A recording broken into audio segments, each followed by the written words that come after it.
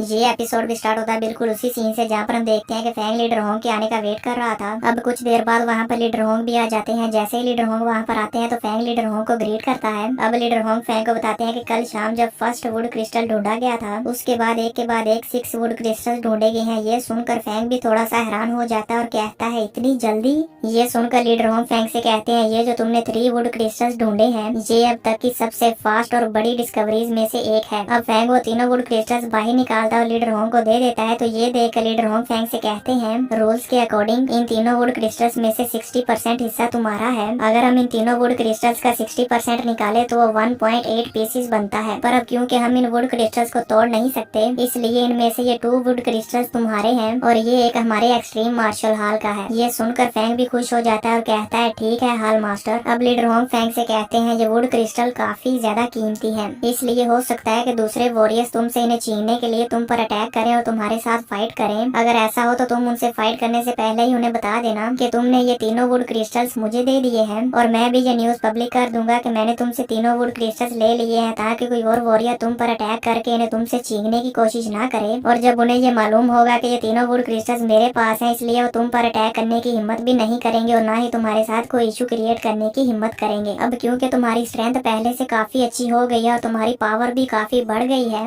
लेकिन अगर बाकी एल्डर्स मिलकर एक टीम बना लेते हैं और फिर तुम पर अटैक करते हैं तो तुम्हारे लिए भी उनका सामना कर पाना बहुत ही ज्यादा मुश्किल होगा। ये सुनकर फैंग भी थोड़ा सा परेशान हो जाता है और फिर सोचने लगता है कि बेशक मेरा कॉन्ड्रिल अटैक काफी ज्यादा डेंजरस और डिस्ट्रक्टिव है लेकिन मैं इसे सिर्फ एक टाइम पर एक ही अटैक कर सकता हूँ। और अगर कभी ऐसा होता है जैसा कि लीडर होंग बोल रहे हैं कि कई सारे एल्डर्स मिलकर एक टीम बना लें और फिर मुझ पर अटैक करें तो फिर मेरे लिए उनका सामना कर पाना और उनसे जिंदा बच पाना काफी ज्यादा मुश्किल है। और मेरी बॉडी भी अभी बाकी सभी एल्डर से काफी वीक है यानी कि मेरी बॉडी इतनी स्ट्रॉन्ग नहीं है कि मैं उन सब के अटैक्स को झेल पाऊँ। अगर ऐसा हो गया जैसा कि मैं सोच रहा हूँ तो ये मेरे लिए बहुत ही ज्यादा खतरनाक होगा। फैंग अभी ये सब सोच ही रहा था कि तभी लीडर होंग फैंग से कहते हैं तुम ज्यादा टेंशन मत लो और आगे बढ़ते रहो और इन वुड क्रिस्टल्स को ढूंढते रहो। अभी की सिचुएशन और इन वुड क्रिस्टल्स की डिस्कवरीज को देखते हुए मुझे ऐसा लगता है कि इस मिस्ट आइलैंड के अंडरग्राउंड में बहुत सारे वुड क्रिस्टल छुपे हुए हैं। ये सुनकर फैंग कहता है जी हाँ लीडर। और ये कहने के बाद लीडर होंग वहाँ से चले जाते हैं। अब हम फैंग को देखते हैं जो कि वहाँ से फिर से वुड क्रिस्टल्स को ढूंढने के लिए चला जाता है। व्यू चेंज होता है, हम मिस्ट आइलैंड पर मौजूद मिलिट्री की बेस को देखते हैं जिसके बाद हम बेस के कंट्रोल रूम का व्यू देखते हैं जहाँ पर कमांडर लाओली आते हैं और वहाँ पर मौजूद सोल्जर से सिचुएशन के बारे में पूछते हैं। तो वहाँ पर मौजूद वह सोल्जर उन्हें सारी सिचुएशन के बारे में बताने लगता है कि कल रात 10:56 PM पर फर्स्ट वुड क्रिस्टल ढूंढा गया था जिसे अर्थ ड्रैगन मॉन्स्टर ने खा लिया था और उसे खाने के बाद वो अर्थ ड्रैगन मॉन्स्टर किंग में ट्रांसफॉर्म हो गया था और फिर वहाँ अंडरग्राउंड में तबाही मचाने लगा था। पर तभी वहाँ पर लीडर होंग भी चले गए थे और उन्होंने उस अर्थ ड्रैगन किंग मॉन्स्टर को किल कर दिया था। और फिर उसके ठीक 1 घंटे बाद दूसरा वुड क्रिस्टल भी ढूंढ लिया गया था और उसके आधे घंटे बाद तीसरा वुड क्रिस्टल भी ढूंढा गया था। और ये थर्ड वुड क्रिस्टल वो था जिसे लीडर होंग ने उस अर्थ ड्रैगन मॉन्स्टर किंग से बचाकर एशियन वॉरियर को दिया था। लेकिन उसके ठीक आधे घंटे बाद एक यूरोप वॉरियर ने उस एशियन वॉरियर को पकड़ लिया और उसे किल करके उससे वो वुड क्रिस्टल ले लिया। और फिर इसके 1 या 2 घंटे बाद फोर्थ वुड क्रिस्टल ढूंढा गया जो कि अमेरिकन वॉरियर ने ढूंढा था। पर तभी वहाँ पर सोवियत के वॉरियर भी आ गए और वो भी इस वुड क्रिस्टल को हासिल करना चाहते थे।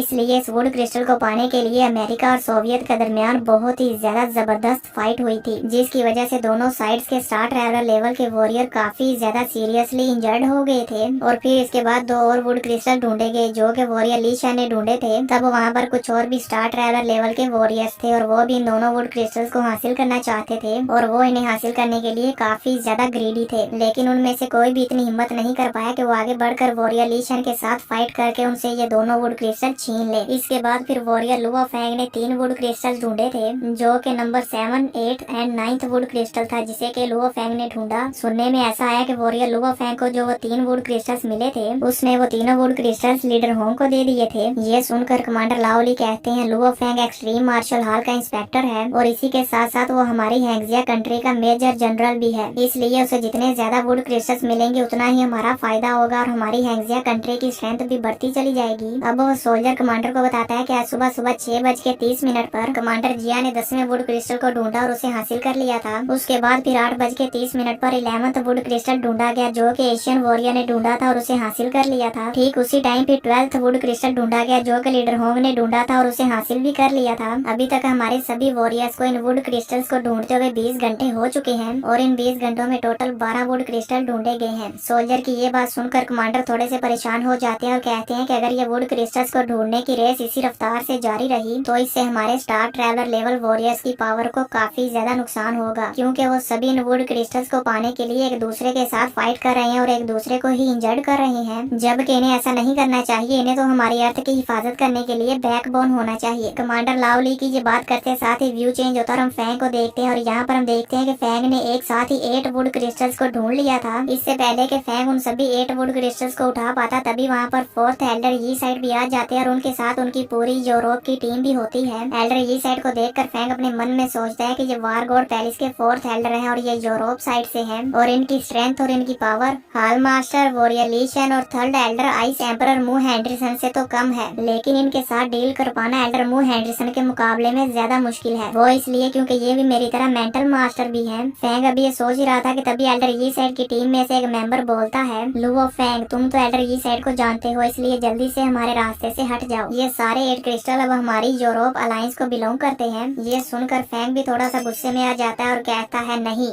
ये सारे वुड क्रिस्टल मेरे एक्सट्रीम मार्शल हॉल को बिलोंग करते हैं। ये सुनकर एल्डर ई साइड के उस टीम मेंबर को काफी ज्यादा गुस्सा आ जाता है और वो कहता है, तुम तो ये भी नहीं जानते कि तुम्हारे लिए अच्छा और बुरा क्या है। और ये कहने के बाद वो काफी ज्यादा स्पीड के साथ फैंग पर अटैक करने के लिए आगे बढ़ता है। ये देखकर फैंग अपने हेवनली फॉरबिडन शटल के फ्लाइंग नाइफ्स को यूज करता है और उस वॉरियर को हवा में ही अटैक करके एक झटके में ही उसे मार देता है। एल्डर ई साइड के उस वॉरियर के मर जाने के बाद एल्डर ई साइड कहते हैं, बहुत अच्छे लुओ फैंग, तुम्हारा ये मेंटल वेपन तो काफी अच्छा है, लेकिन ये वो अटैक नहीं है जिससे तुमने ली याओ को किल किया था। और अभी तक मैंने तुम्हें जितनी भी बार अटैक करते हुए देखा है तो मैंने तुम्हारे मेंटल वेपन में एक यूनिक अटैक पैटर्न को नोटिस किया है। एल्डर ये साइड की ये बात सुनकर फैंग शॉक हो जाता है और कहता है, इन्होंने अपने एक वॉरियर को इस्तेमाल किया सिर्फ मेरे हेवनली फॉरबिडन शटल के अटैक को एनालाइज करने के लिए। अब हम एल्डर ये साइड को देखते हैं जो कि फाइट के लिए रेडी हो जाते हैं और अपने सभी फ्लाइंग वेपन्स को बाहर निकाल लेते हैं। ये देखकर फैंग कहता है, वार गॉड पेरिस के 4th एल्डर ये साइड वाकई बहुत ज्यादा चालाक है। अब फैंग भी अपने सभी फ्लाइंग नाइफ्स को बाहर निकाल लेता है और एल्डर ये साइड के साथ फाइट करने के लिए रेडी हो जाता है। इसी के साथ ये एपिसोड खत्म हो जाता है। तो दोस्तों, आप सबको क्या लगता है कि एल्डर ये साइड और लुओ फैंग के दरमियान होने वाली बैटल में कौन जीतेगा? मुझे नीचे कमेंट करके जरूर बताना।